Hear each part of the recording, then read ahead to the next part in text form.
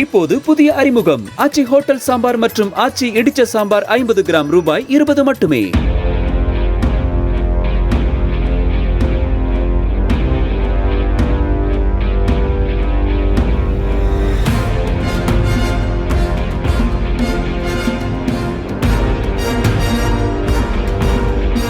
நாகை புதிய பேருந்து நிலையம் அருகே இருந்த அரசு மருத்துவமனையை ஒரத்தூருக்கு இடமாற்றம் செய்ததை கண்டித்து நேற்று நடந்த போராட்டத்தின் போது கடைக்குள் புகுந்து தகராறு செய்து பொருட்களை போராட்டக்காரர் உடைத்த சிசிடிவி காட்சி வெளியாகியுள்ளது.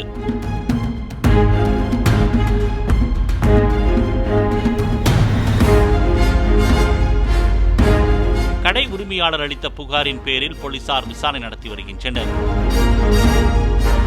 இப்போது புதிய அறிமுகம் ஆச்சி ஹோட்டல் சாம்பார் மற்றும் ஆச்சி இடிச்ச சாம்பார் 50 கிராம் ரூபாய் 20 மட்டுமே.